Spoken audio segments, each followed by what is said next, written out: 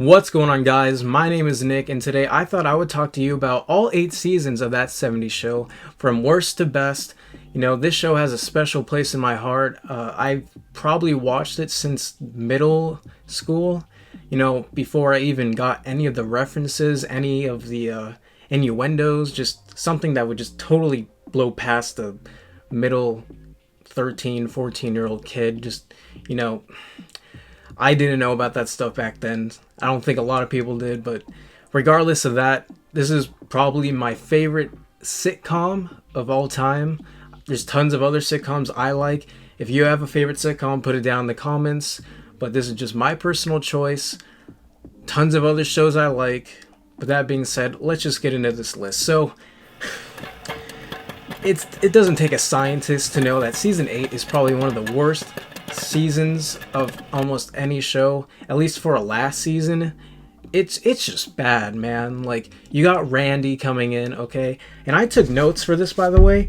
I took notes on every season just to be certain about what I was talking about, except the last season. So let's just put that in a frame of reference, okay? The last season has Randy, forgettable character. I don't have anything against Randy Meyers, just the guy is he added nothing to the show, which case in point, the last season adds nothing to the show. Everything that happened in the first 7 seasons is just almost canceled out because of season 8.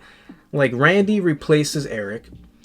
Eric is gone. Kelso has like 4 episodes, and then he's gone. And Randy is basically an amalgamation of or a culmination of Eric and Kelso. And it just does not work. You can't have those two things meshed together. It just doesn't work. Regardless of that fact, you're missing the 2 key actors in that show, which really made the show.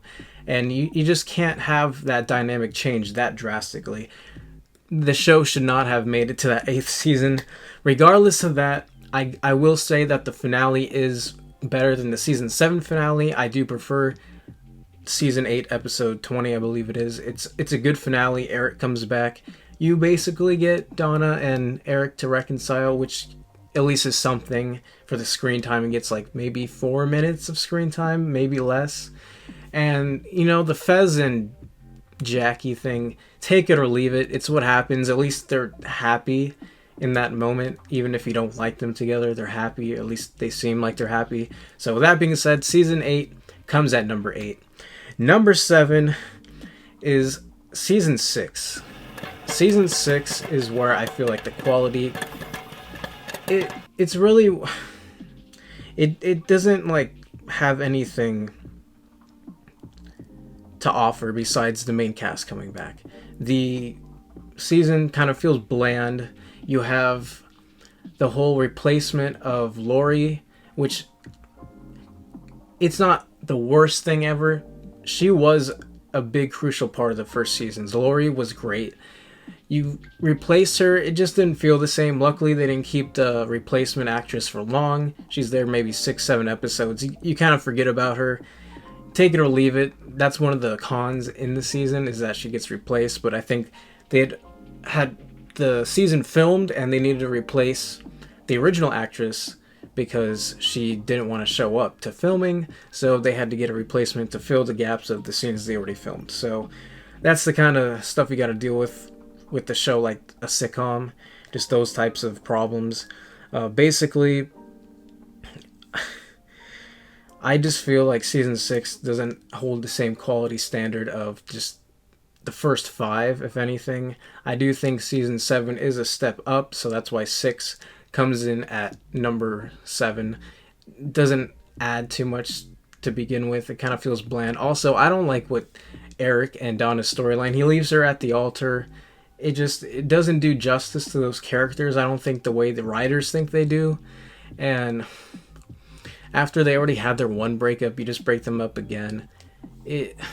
Obviously they have their reconciliation in a sense in season 7, but I mean, now for the most part they're broken up in season 7. It's a whole thing. That's where I really don't like. Season 6 dips, but then that kind of just does not work well for me. So coming in at number 6 is season 7. I think season 7 has slightly better quality than season 6. not by much, but it's just slightly better. There's still a lot of bland episodes. The last 3 seasons, specifically 8, has very just bland episodes, but 6 and 7, they're like hit or miss. Like, there's a couple good ones in season 7. You get a lot of good character development because they're trying to finish out that, Eric Foreman season. Don't know if he's going to come back in season 8, so you got to end it on a good note. Luckily, the season 7 finale is a really good episode. It really brings it full circle. If that was the last episode, I wouldn't hate it. It would kind of feel like, it's over, but luckily they did get a better season finale in 8. Either way, season 7, slightly better in my opinion. Really enjoyed it. Obviously, Topher Grace leaves at the end, so it's a bummer, but you can't do much about it. Coming in at number 5 is season 4. Now, season 4 is by no means a bad season. I think season 4 is a really good season. In fact, the first 5, in my opinion, are really good. But season 4 comes in at number 5 just because the whole breakup with Donna really changes that dynamic between them. I mean, it's still enjoyable, but he's so mopey. He's got so much depression. Obviously, that leads into some of the humor in that season, but you're just like, he's so mopey. But you still enjoy him. He's Eric Foreman. What are you going to do? Casey Kelso shows up, starts to date Donna. That whole story arc starts to change because Eric's against it and doesn't like it, and it's just nothing he can do about it. So if you like that story arc, to me it's a slightly above average, not the best, but you can still enjoy it for the most part. I think it's fine in enough of itself. And season 4 also is the last season with Kelso and Jackie together.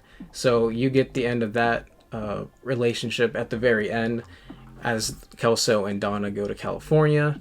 So it's a little bit of a change for the end of the season, kind of leaves you wondering what's going to happen next. So that leads into my number 4, which is season 5. Because season 5, I think, is just better than season 4 in a lot of different ways. You bring back Lori Foreman, even if it's just for a little bit. She comes back because she hasn't been there since season 3.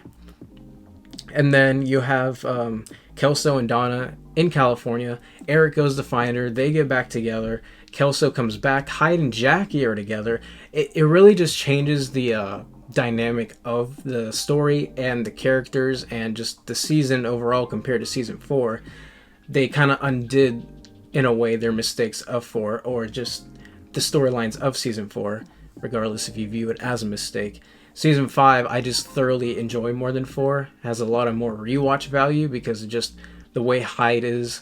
Him, I think, in Jiff Gaffigan, I think, appears in that season. I really like his dynamic.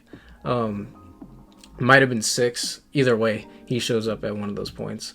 But season 5, I really like the Hyde and Jackie storyline. That's one of the things I wish they would have kept, because they don't stay like that forever. It ends in season 7. So another problem with season 7. But season 5, when you get that story arc, really good. Lori coming back, just amazing. And the way season 5 ends, it has Lori in that last episode, so they're all together. Season 5 has that last real That 70's Show. Everybody from the first episode is just all in that last episode. So season 5 kind of brings back that prime level of That 70's Show that I think was just slightly missing in 4, and just kind of revamps it. So I really like that change. Coming in at number 3 is season 3. Now, at this point, the seasons to me are basically perfect. There's just little things maybe here and there that I could live without, but honestly, these top 3 are just my favorite. Season 3, number 3. Season 3 really just, this is the show at its prime. You have Lori Foreman still there. Granted, she leaves, but she's still there. It's also the last season of Midge. You don't get Midge anymore at the very end, so it's kind of sad when it comes to that part of the season, but for what you get with her, it's still really good. That's why I call it the prime, because you got Midge still, you got Lori before she comes back in season 5, but she has still a prominent role for the most part, the first half, and you just feel the vibes and the characters. Just after the first 2 seasons, you get the third season, it's just each season it kind of just got slightly elevated to another degree, and you still got so many of those amazing episodes like Dine and Dash, and just the backstories of Hyde, Kelso, and Eric.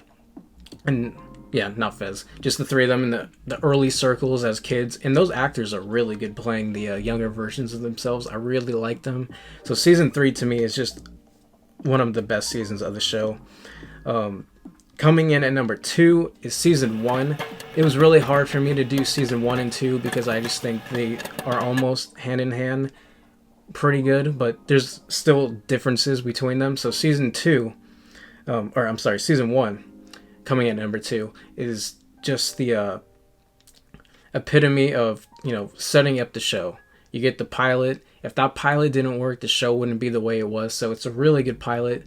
Sets you up with all the characters, and you just get a real good sense of them. 25 episodes first season. You get all the 70s nostalgia, just building upon all the characters and the settings, understanding where their flaws and their traits come from. You really see them grow as characters, even if the years of the entire show don't pan out towards the end. You still get that great character development of seeing the characters grow. And the first season does have a different type of feel to it. I feel like it was more built upon family struggling and a certain type of agenda that the times were going into, while in season 2 they started to go more into sitcom format and focusing on just the main characters than outside worldly events. Worldly, I think that's a word. Worldly. So season 1's still a great season. Without it, you wouldn't have the show the way it is. And the original intro, I think is technically the best intro of the show, as much as I love season 2, which coming in at number 1 is season 2 of That 70's Show. You get the new intro in the beginning with them in the car. Gets revamped a bit. You have Cheap Trick doing the music. I have a soft spot for Cheap Trick, so I really like the second intro they made, regardless of the first one being just so iconic, especially with just how well made it was and put together. Season 2 to me is just the epitome of how good the show can be after building a great first season. Everything about the first season just gets built up into the second. You see the relationships between Eric and Donna build even more. You just see them find their love and their paths and just what they want to build. There's no funny business going on. There's no weird side character stories with other people. They're just together. All the characters are together. You see Kelso and Jackie in their prime when they're still together, even though Kelso's kind of being, hand in hand with Lori, and you get Lori in an even bigger role than she was before. Season 2 just has everybody's role just perfect, whether it's Midge, Bob. I forgot to mention Bob this entire show. Bob is still one of the great characters. It's really hard to say. There's not that many bad characters. There's side characters, but most of the time the side characters are still really good. Jim Gaffigan, the Bob the priest, I think his name was.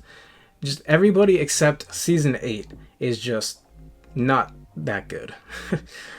Season 2 has Leo. He shows up for the first time. I didn't mention him until now because season 2 is my favorite season. Season 2 has Leo show up.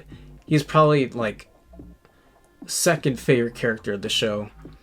At some point I can make a character ranking of the show, but season 2 has Leo show up. He's just hilarious.